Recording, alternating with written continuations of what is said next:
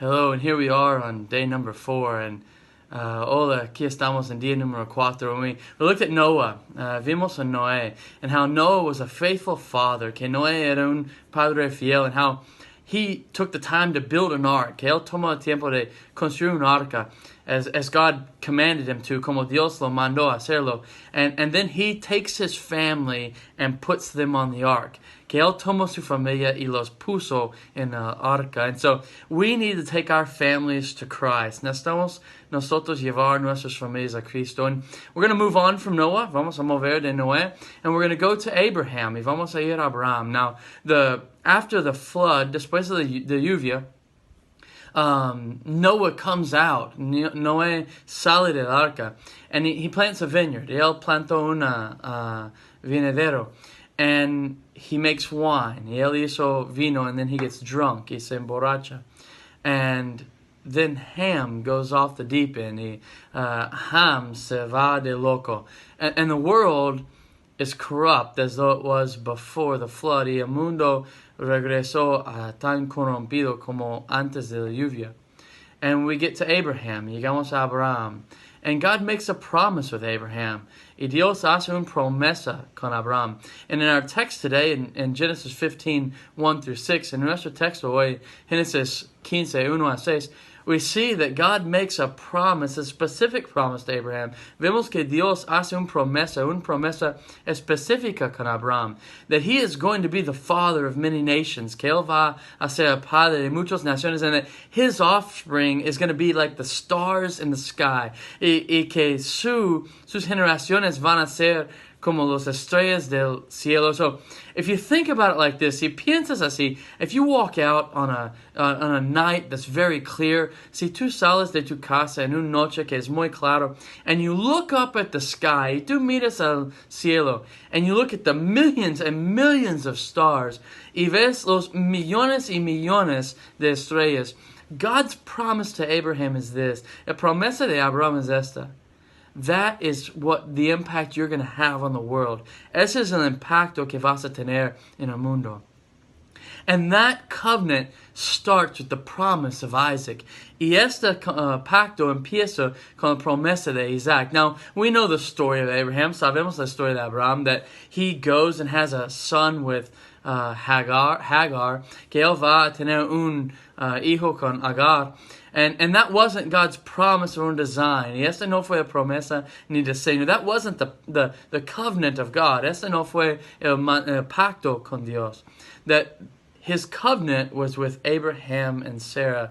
Que su pacto era con Abraham y Sarah.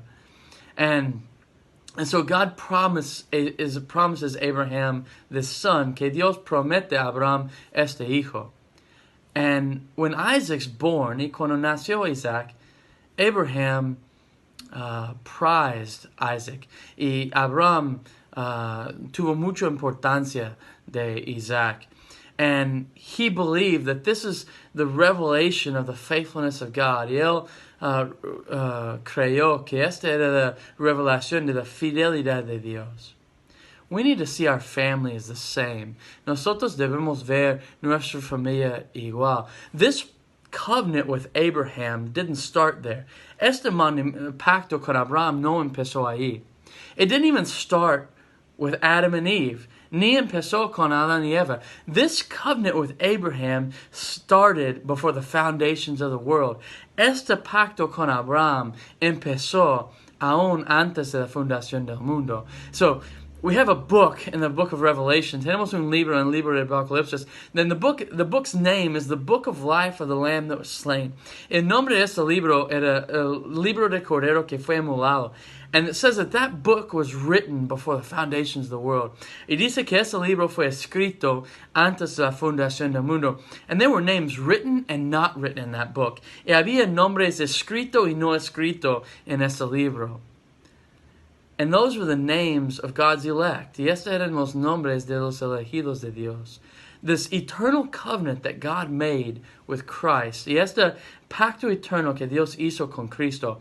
And we see this covenant coming to light in Abraham. Y vemos este pacto viniendo a la luz con Abraham. And we see God's eternal purpose of saving a people for himself in Christ. Y vemos el propósito eterno de Dios de salvar un pueblo por sí mismo en Cristo. Abraham's family represented that covenant. La familia de Abraham representó este pacto. And our family in Christ represents that covenant. Y nuestra familia en Cristo representa este pacto. So, us as Christian parents, nosotros como padres cristianos, us as Christian husbands and wives, nosotros como pactos, padres del pacto con Dios, we have a responsibility to advance God's kingdom through our family. Tenemos una responsabilidad de avanzar este reino de Dios en nuestra familia. Would you be faithful to be a generational evangelist in your family? ¿Tú serás fiel a ser un evangelista generacional con tu familia? Amen.